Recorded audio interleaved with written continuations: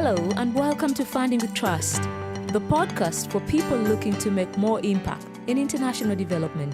I'm Eve Omala.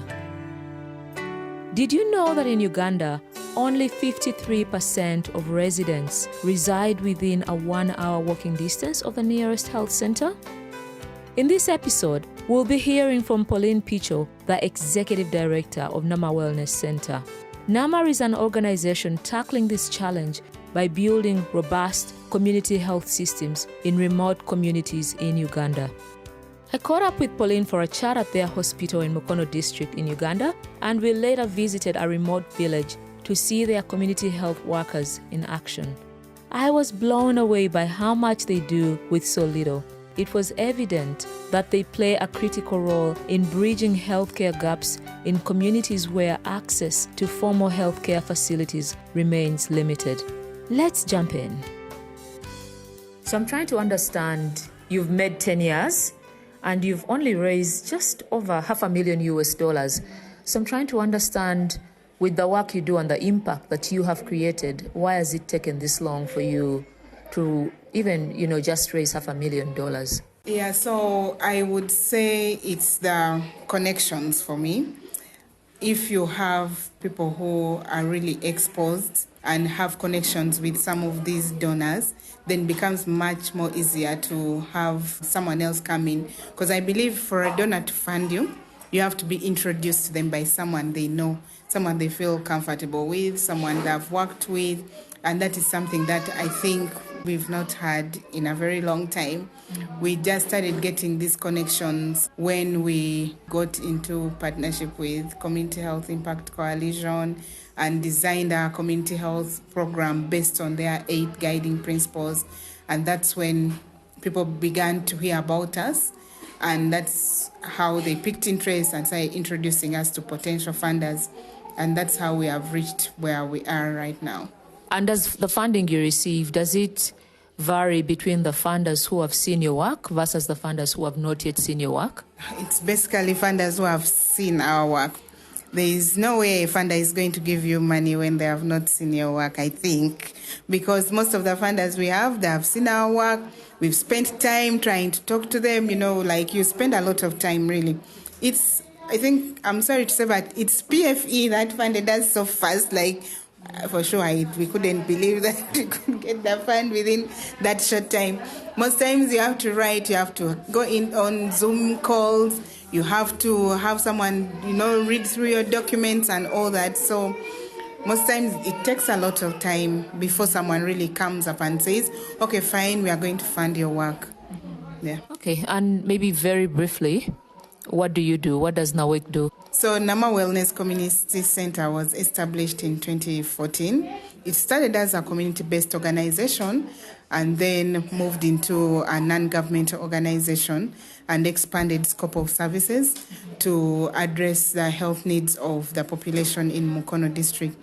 So our work basically involves around implementing a comprehensive, integrated, and affordable community health program where we work with community health workers who are paid, who are skilled, who are supplied, who are supervised, so that they are proactive and accessible by the community members who are really very vulnerable to many health problems like diarrhea, like pneumonia, like malaria, like maternal deaths, basically maternal and child morbidity and death.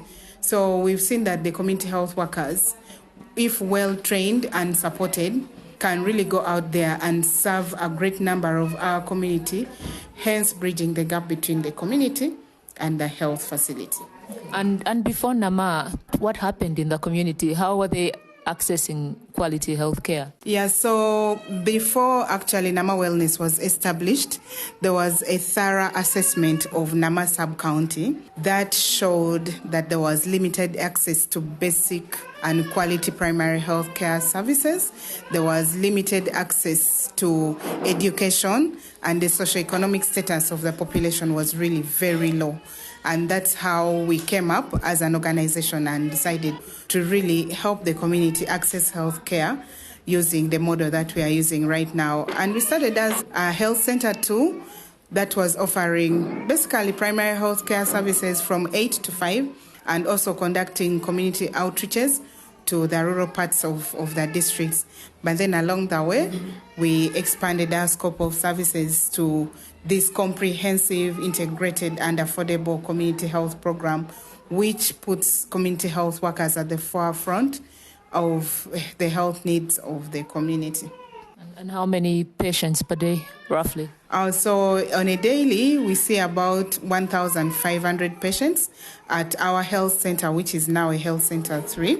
And then within the community, I think we have about 9,000 children who are roughly assessed by the community health workers for malaria, pneumonia, diarrhea, and malnutrition. And you've talked about community health workers a lot. Just to the people that might hear this, many of them might be in the developed world where the concept of community health workers, they don't really understand it. But who typically is a community health worker, and how do you train them? What kinds of things do they treat?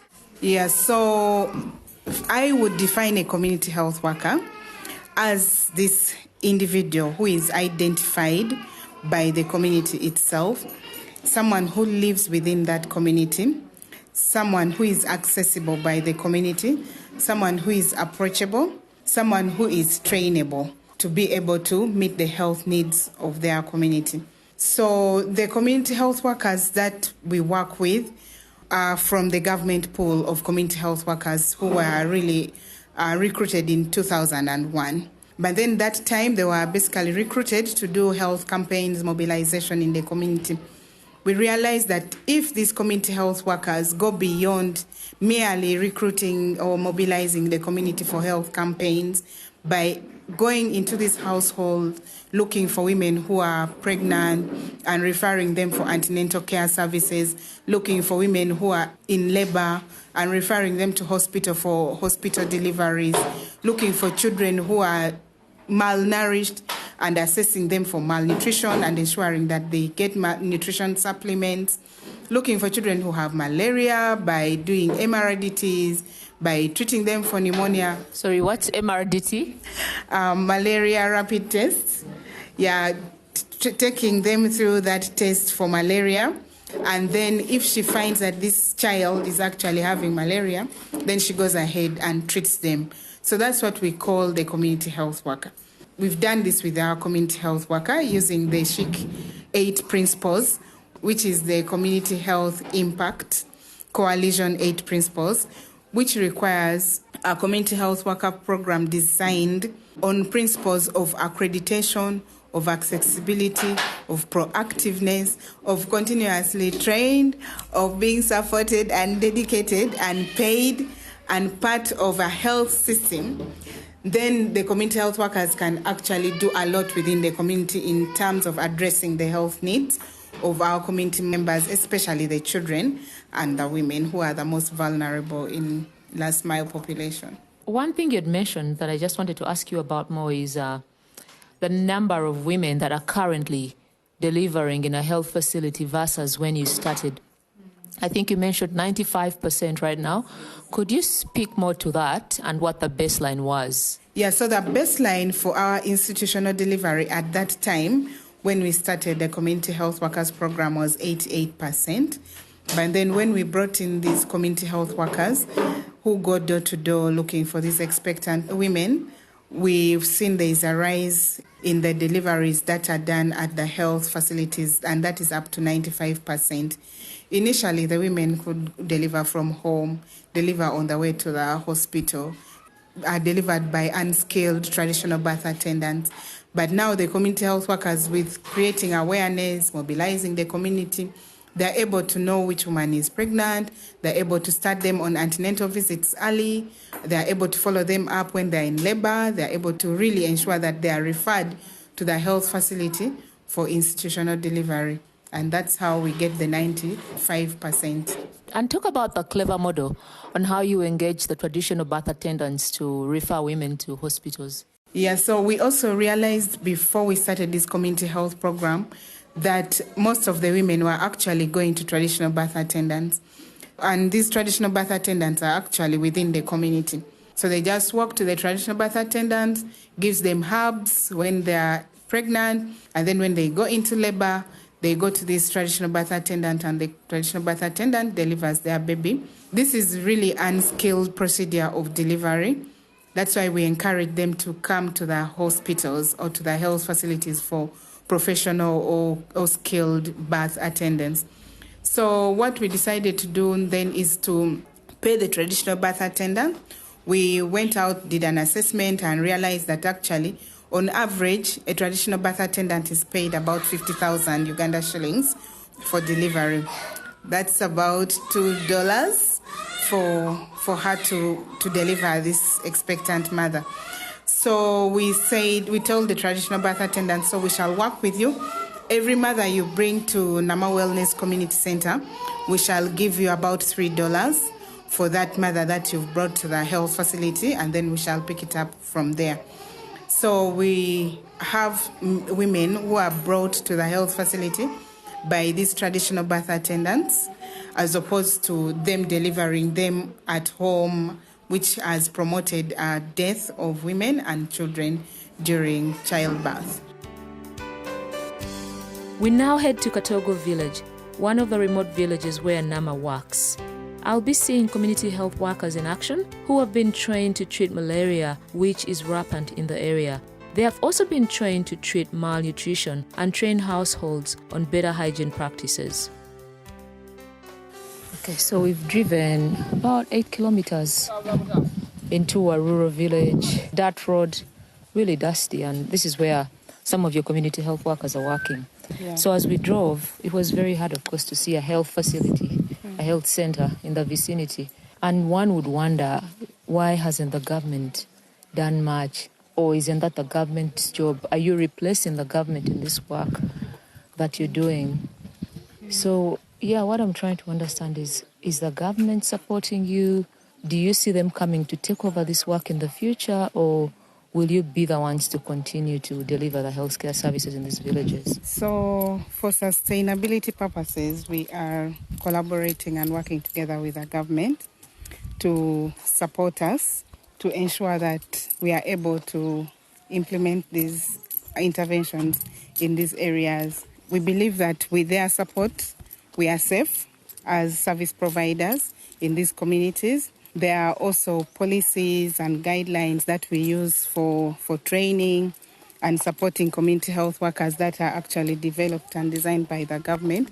So those are some of the support that we receive from the government. Then also, when it comes to immunization, government comes in, so the community health workers do mobilization, and then the commodities are provided by the government, and they facilitate sometimes the community health workers when they go for such activities. So we see government as a key player in this program, and so we work together with them to ensure that actually our services are implemented according to the national standards, because the policies, even the training manuals, are all designed and developed by the government, of course with support from implementing partners. But at the end of the day, it's the government that takes ownership of some of these policies and guidelines. And do you see the government ever investing in infrastructure development in this village? Because there is not much here in terms of health facilities and schools. No, I don't see the government coming in. But what they are trying to do is to elevate the Health Center 3 to Health Center 4. So they are planning to establish an operating theater. But then still, this will be one operating theater serving a population of 100,000 people. So still, there will be challenges in terms of cost of transportation to access this. And also this health center is really very far away from most of the community members. So that means they have to travel long distances to come here. And therefore the issues of women delivering on the road, or women going to traditional birth attendants, might not be 100% achieved, because this Health Center 3 is really very far away from the greater part of Nama sub-county, which is like 100 people. And, lastly, you talked about your dream of constructing a hospital, actually. We've just seen the land. Tell us more about that hospital, that vision. So our vision to construct a well-established hospital, which is specialized to handle maternal and child health needs, is still on. We are grateful for the land that we have. And the reason why we want to put up that hospital is to have an operating theatre that will be able to meet the need for C-section for women who go into complicated labor. Because the challenge we are seeing here, most times we refer them into the hands of other service providers and they end up dying. If they don't die, their babies die or both of them die. So really to overcome that, as Nama Wellness Community Center, we are working hard and trying to mobilize resources to put up this hospital, which will have an operating theatre so that the women can comfortably deliver their babies there. Oh, that's really, really amazing. And lastly, what motivates you to do this job? It's not easy. I've only been in the field today with you and I'm feeling the exhaustion. Yeah. So my motivation comes from the smile you see on a mother, the smile you see on a child who is healthy. So when a mother comes to our facility and she's in labor, she's under stress. But then when she's leaving the health facility, you see that smile on her face. When she's carrying a healthy and bouncing baby back home, you see a smile on her face. And then walking the milestone with these babies from the time they are delivered to the time they hit their first 5 birthday is a motivation for me, because we see them coming here for immunization. Then after immunization, in case they have any health needs like malaria, pneumonia, diarrhea, the community health workers are out there to manage that. So that puts a smile on my face. Every time I go to the community, I see these little children happy playing as they should be doing. Makes me really very happy. This has been great. Indeed, a sobering and unforgettable experience for me. And also a reminder that local organizations are there to stay, with or without funding, because these are their communities and someone needs to do something. I hope you got something out of it, and don't forget to send me your feedback by emailing hello@foundingwithtrust.org. I'm Eve Omala, and tune in for our next episode.